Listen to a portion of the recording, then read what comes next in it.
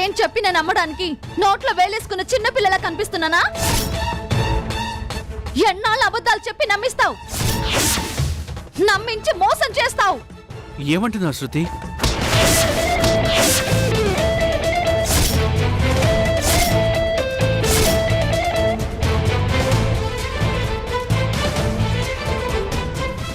శృతి, నిన్ను తిట్టడానికి బూతులు రాక ఇంకా గౌరవంగా మాట్లాడుతున్నాను. నిన్ను కొట్టడానికి చేతులు రాక నీ కాలర్ పట్టుకున్నాను. ఏంటి శృతి, నీకేమైనా మతిపోయిందా? మతిపోయింది నాకు కాదు, నీకు. నెక్లెస్ కొన్నట్టే కొని ఎవతి మెడలోనో వేసి పోయిందని కట్టు కదలల్లావు. అంతటితో ఆగావా? పోలీస్ స్టేషన్లో కంప్లైంట్ ఇచ్చానని అది రికవరీ అయిందని మళ్ళీ కొత్త కథ చెప్తున్నావు. కొత్త కథ ఏంటి? నోరెత్తావంటే చంపేస్తా. నెక్లెస్ ఆ సావిత్రి, అదే నీ రెండో పెళ్ళం మెళ్ళో ఉంటే రికవరీ ఎలా అవుతుంది? దాన్ని నమ్మించడానికి దాని మెళ్ళో నెక్లెస్ వేసి నన్ను నమ్మించడానికి ఇంకో నెక్లెస్ కొన్నావు, అంతేగా? కాదు శృతి, నిజంగా నా నెక్లెస్ పోయింది. నా నెక్లెస్ ఆ డ్రామా దాని మెళ్ళో చూశాను. నాకే అబద్ధం చెప్తావా? డ్రామాలాడతావా? శృతి, శృతి ఆపు.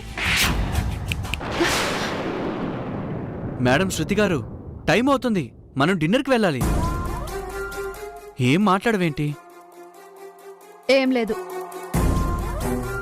సరే, బయలుదేరదామా? నాకు ఇంట్రెస్ట్ లేదు. మళ్ళీ ఏమైంది శృతి? మూడ్ బాలేదు అంతే.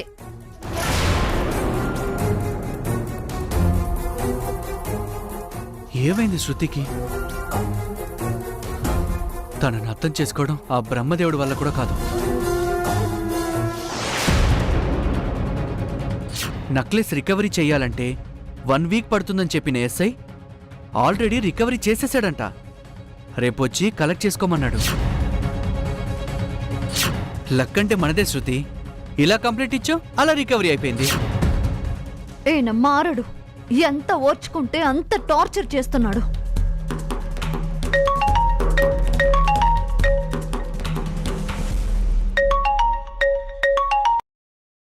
శృతి, అత్త, ఇంకా భరించడం నా వల్ల కాదు.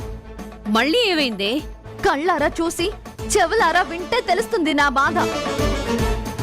ఎన్ని అబద్ధాలు ఆడుతున్నాడో తెలుసా? ఈ కళ్ళతో దాని మెళ్ళో నెక్లెస్ చూశాను, అయినా నన్నే మాయ చేస్తున్నాడు. నెక్లెస్ తీసుకెళ్లి సిగ్గు లేకుండా దాని మెళ్ళో వేసి ఇప్పుడు నా దగ్గరకొచ్చి నెక్లెస్ దొరికింది, పోలీసులు రికవరీ చేశారు, రేపే తెస్తాను అంటున్నాడు. ఇంతకన్నా దారుణం ఏదైనా ఉంటుందా? వాటన్నిటికీ ఫుల్ స్టాప్ పెట్టడానికే ఈ ప్లాన్ రెడీ చేశాను శృతి. నా వల్ల కావట్లేదత్తా, చంపేయాలనిపిస్తుంది. చంపేదు గాని కాస్త ఓపిక పట్టు. నట్టింట్లో నలుగురు ముందు అతని నిజస్వరూపం బయట పెట్టాక చేసిన తప్పులన్నీ కడిగేద్దు గాని. కానీ అది జరగాలంటే ముందు నువ్వు నా ప్లాన్ ఏంటో వినాలి, ప్రశాంతంగా ఉండాలి.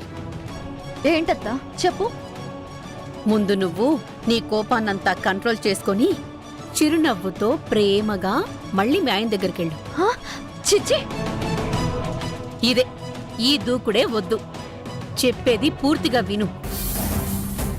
మళ్ళీ గోపి దగ్గరికెళ్ళి, రేపు పండగ కదండి, శ్రీకన్య మనవరాలు సౌందర్యని మన ఇంటికి తీసుకురండి అని అడుగు.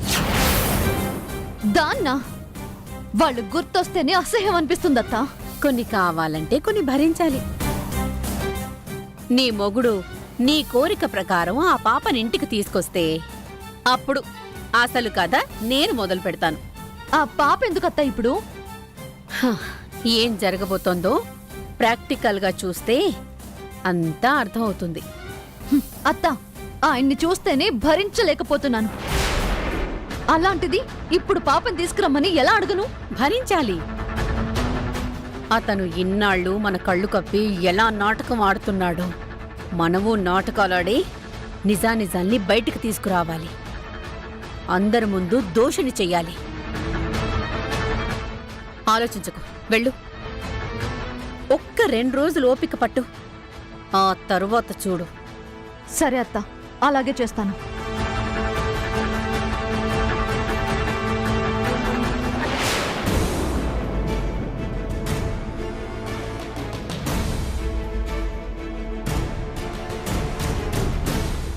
ఏమండి?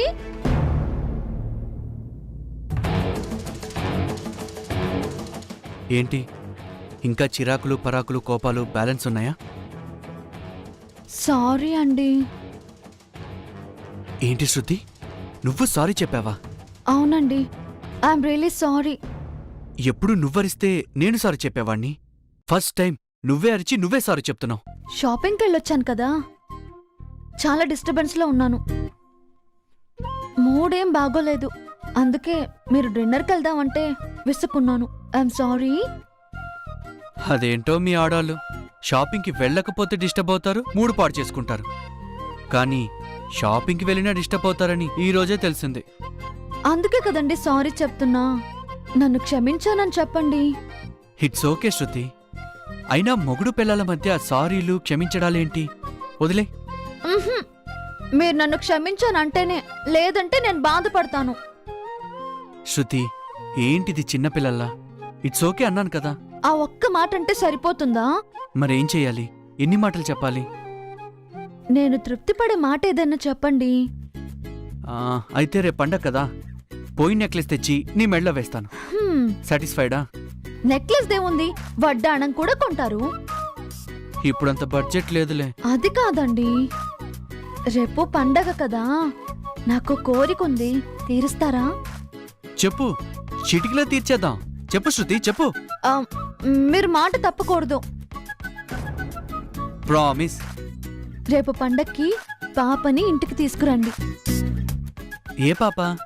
ఆహా, శ్రీకన్య మనవరాలు.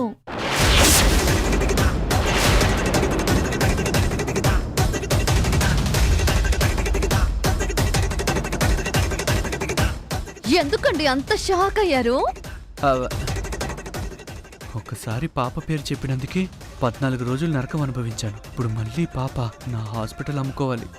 ఏంటండి మాట్లాడరు? అంటే అది మరి పాప తల్లి. ఏంటి పాప తల్లి ఏమైంది? ఆ పాప మనకెందుకు? ముద్దుగా ఉందండి. బాగా తింటుంది కదా. ఆ అమ్మ అని పిలిచింది కదా. అది దాని టాలెంట్. టాలెంటా? ఏంటండి? ప్లీజ్ తీసుకురండి. అబ్బా పాప లేదు. ఉమ్, ఏమైంది? వాళ్ళమ్మ విజయనగరం తీసుకువెళ్ళింది నిన్ననే. నేను మధ్యాహ్నం షూటింగ్ లో చూస్తే నిన్ననే విజయనగరం వెళ్ళిందంటావా? నిన్నొక్క మాట నాకు చెప్పొద్దా శృతి? ఊరు వెళ్లకుండా ఆపేవాణ్ణి. ఇప్పుడు మాత్రం ఏమైంది? రప్పించండి. నిన్నే కదా వెళ్ళారు, ఇంతలోనే ఎలా వస్తారు? ఒక్క మాట నిన్నే చెప్పుంటే వెంటనే తెచ్చేసేవాణ్ణి. పాపతో పండగలు ఆడుకునేదానివి. నీ కోరిక నేను కాదంటానా? నీ కోరిక తీర్చడం నా బాధ్యత శృతి. ఆహా, ఒక్కరోజు కాదు, ఒక 4-5 రోజులు మన ఇంట్లోనే ఉంచుకునేవాళ్ళం కదా. ఐఎమ్ సారీ శృతి. ఇప్పుడు నువ్వు వడ్డానం అడిగినా కష్టపడి తేగలను, కానీ పాపం తేలేను. నీ కోరిక తీర్చలేనందుకు నేను చాలా చింతిస్తున్నాను. ఈ బాధ భరించలేకపోతున్నాను. భార్య కోరిక తీర్చలేని భర్త బతుకు వృధా వృధా వృధా. అంత బాధపడకండి, బాగోదు. ఎలా? అడక్కడక్క అడిగావు, ఏం చేయలేకపోతున్నాను. కనీసం డిన్నర్కైనా వెళ్దాం, అక్కడ బిర్యానీ బాగుంటుందంట. ఎవండి, మీరు సినిమాల్లో ట్రై చేయొచ్చు కదా. మనల్ని ఎవరు తీసుకుంటారు శృతి?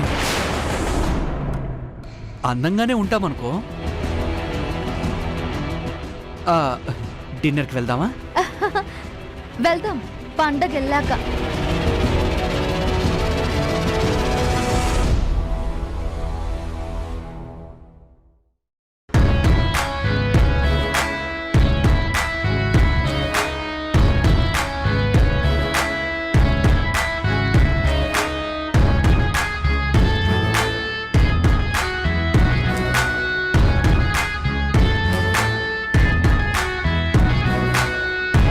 రాఖీ, చెప్పమ్మా. నీతో కొంచెం మాట్లాడాలి. రేపు వినాయక చవితి. అయిన వాళ్లతో కలవడానికి పండగలుంటాయి. ఆందోళన, ఒత్తిడి దూరం చేసుకోవడానికి ఆ దేవుణ్ణి కొలుస్తాం. ఇదంతా నాకెందుకు చెప్తున్నావమ్మా? మీ పెళ్ళైన తర్వాత ఇది మొదటి వినాయక చవితి. రేపు గోపి, శృతితో పాటు లయ, నువ్వు పూజలో కూర్చుంటే బావుంటుందిరా. ఏమంటావ్?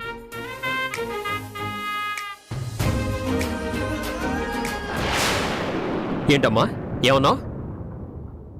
నేను తనతో కలిసి పూజలో కూర్చోవాలా? అంతకన్నా నన్ను చచ్చిపోమని చెప్తే బాగుంటుంది కదమ్మా. రాఖీ, అవునమ్మా, మీరంతా కట్టుబాటు, సాంప్రదాయం, నిజాయితీ ఇవన్నీ మాట్లాడతారు, పాటిస్తారు. మరి ఎదుటివాడు ఏం చెప్పాడో, వాడి మానసిక స్థితి ఏంటో ఎలా మర్చిపోతారమ్మా? అర్థం కాలేదా? పోనీ నేనే గుర్తు చేస్తాను. ఆ రోజు నా పరువు తీసిన ఈ మహాతల్లి నా భార్యగా ఉండడం నాకిష్టం లేదు. ఈ ఇంట్లో నుంచి వెళ్ళిపోవాలి అన్నాను. దానికి నువ్వేమన్నావమ్మా? తనని పొమ్మనే హక్కు నీకు లేదు, లయ నీ భార్యగా కాకపోయినా నా కోడలుగా ఈ ఇంట్లోనే ఉంటుంది అని నా నోరు మూయించావు. నేనేమీ మాట్లాడలేదు. మరి నా భార్య కాని వ్యక్తితో రేపు నేను పూజలో ఎలా కూర్చుంటాననుకున్నావమ్మా? నన్ను ఎలా అడగాలనిపించిందమ్మా? ఆ రోజు నీ మాటలు విని నువ్వు లయను అలా అవమానిస్తుంటే తొందరపాట్లో అలా అన్నాన్రా. అంతేకాని లయని భార్య కాకుండా పోతుందా? నువ్వు తన భర్త కాకుండా పోతావా? కాదు, కాలేదు. ఎప్పటికీ తను నా భార్య కాలేదు. నేను కలలో కూడా తన భర్తని కాలేను. ఎందుకంటే నీ కోడలంటేనే నాకు యావగింపు, చిరాకు. నీ కోడలు నాకు 100 అడుగుల దూరంలో ఉంటేనే నేను ఆ ఛాయలో ఉండటానికి కూడా ఇష్టపడను. అలాంటిది నేను తన పక్కన కూర్చొని పూజ చేయడం అంటే ఆ పూజ నరకం అవుతుంది. ఆ దేవుడు రాక్షసుడవుతాడు. ఏంట్రా మాటలు? మాట్లాడాల్సిన మాటలు, నా మనసు చెప్తున్న మాటలు, ఇవే వాస్తవాలు. అది కాదురా. వద్దమ్మా, ఇంకా నన్ను కన్విన్స్ చేయాలని ట్రై చేయొద్దు. తనతో కలిసి అనే మాట గాని, తన పేరు గాని నా దగ్గర ప్రస్తావించొద్దు.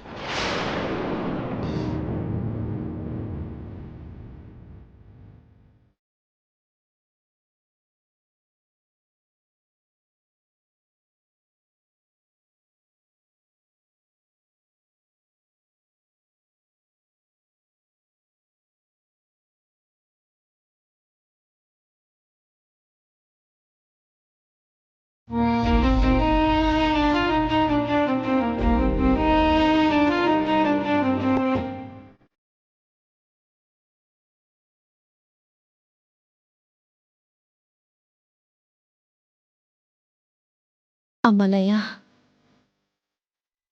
నా రాత ఇంత అనుకుంటాను.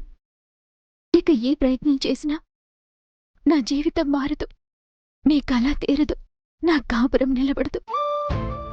అలా అంటే ఎలా తల్లి? వాడి గురించి తెలిసిందే కదా. ఇప్పటిదాకా వాడు చెప్పింది పాత మాటలే కదా. జరిగిన గొడవ పాతదే. మనిషి మారితే ఏదైనా కొత్తగా చెప్పేవాడేమో. కానీ వాడి మెదడు అంతే ఆలోచిస్తుంది. ఏం చేస్తాం? ఆపేద్దాం అత్తయ్య, ఇదంతా ఆపేద్దాం. ఇప్పటిదాకా ఆయన దగ్గరలో నేనుంటే భరించేవాడు, కాని ఇప్పుడు బాధపడుతున్నాడు. ఇంతకన్నా ఓటమి ఇంకేముంటుంది అత్తయ్య? మనమేదో ప్లాన్ చేసి ఆయనలో జెలస్ని తీసుకురావాలనుకున్నాం. నా విలువ తెలియచెప్పాలి అనుకున్నారు మీరు. కాని మనిషిగా చూస్తేనే కదత్తయ్య మన విలువ తెలియడానికి. ఇక మన ప్రయత్నం వృధానే అత్తయ్య. అలా అనొద్దమ్మా. మనం చేస్తున్నది మంచి పని, వాడిది మూర్ఖత్వం. ఏదో ఒక రోజు వాడే కళ్ళు తెరుస్తాడు, నీ విలువ తెలుసుకుంటాడు. ఎప్పటికైనా గెలిచేది నిజాయితీయేనమ్మా. గెలుపు అనే దాని మీదే నమ్మకం పోతుందత్తయ్య. రేపు వినాయక చవితి. మొదటిసారి ఆయనతో కలిసి పూజలో కూర్చోవాలని ఆశపడ్డాను, కాని అది ఆవిరైపోయింది. అంతే కదా. వాడు రేపు నీ పక్కన పూజలో కూర్చునేలా చేసే పూజి నాది. నన్ను నమ్మకు, ఆ విఘ్నేశ్వరుని నమ్ము. వాడు ఖచ్చితంగా నీ పక్కన పూజలో కూర్చుంటాడు. అత్తయ్య, అవునమ్మా, చూస్తూ ఉండు.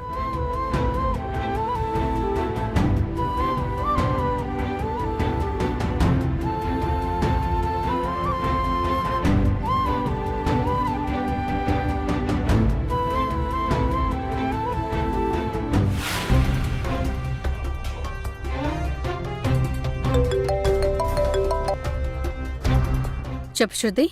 ఆ సావిత్రి పాపని తీసుకుని నిన్ననే విజయనగరం వెళ్ళిందంట. ఆహా, ఈ రోజు మనం చూసిన సావిత్రి పాప నిన్ననే విజయనగరం వెళ్లారంటనా? అంతేకాదత్తా, ఈ మాట నిన్ననే అడిగుంటే ఊరెళ్లే వాళ్ళని ఆపేవాణ్ణి, నీ కోరిక తీర్చలేకపోతున్నానని చాలా బాధపడుతున్నాడు. తెగ నటించేస్తున్నాడు. నటన అలవాటైపోయింది కదే. ఈ ప్లాన్ వర్కౌట్ కాలేదు. ఇంకా ఏం చేద్దామత్తా? నీ మొగుడు చాలా తెలివిగా బిహేవ్ చేస్తున్నాను అనుకుంటున్నాడు. కానీ ఈ బేబీ అనుభవం అంత లేదు తన వయసు. ప్లాన్ ఏ ఫెయిల్ అయినా ప్లాన్ బి రెడీ చేశాను. తాడిని తన్నేవాడుంటే వాడి తల తన్నేవాడు కూడా ఉంటాడట. అది నేనే. ప్లాన్ ఏంటత్తా? రేపు వినాయక చవితి పండుగలో తనకి దిమ్మ తిరిగే షాక్ ఇవ్వబోతున్నాను. ఏం చేయబోతున్నావత్తా? చెప్తాను. నేనిచ్చే షాక్కి రేపు పండుగలో గిలగిలా కొట్టుకుంటాడు. నిజమత్తా, నువ్వేం చెప్పకపోయినా చాలా క్యూరియస్ గా ఉంది. రేపు చూస్తావుగా, గోపి ఏ నిజాలన్నీ బయట పెడతాడు. ఓకే అత్తా. హాయిగా రెస్ట్ తీసుకో. బాయ్.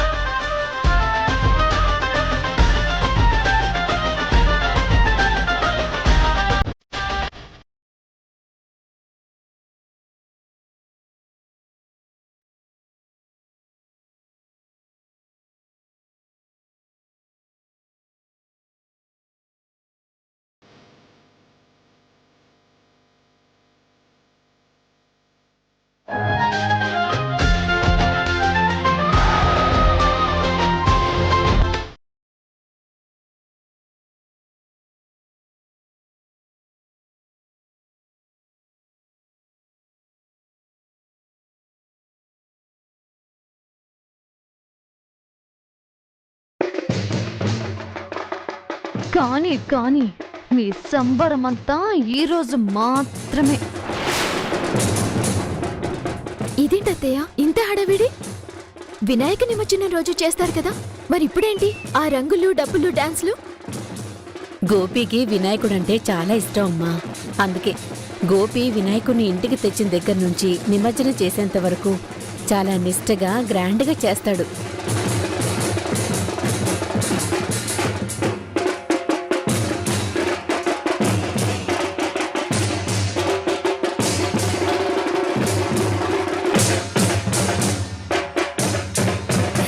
గోపి, ప్రతి సంవత్సరం దగ్గరుండి ఇదంతా చేస్తావు. నువ్వేదీ మర్చిపోలేదురా.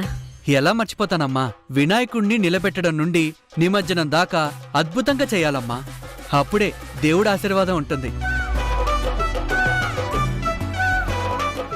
రే రాకీ, కిందికి రారా. శృతి, ఏంటి చూస్తున్నావు? రా, కమాన్. ఈ రోజంతా ఎంజాయ్ చేయాలి. అమ్మా రండి రండి, లయ్యా పట్టుకో. జాగ్రత్త. రండి రా శృతి, రా.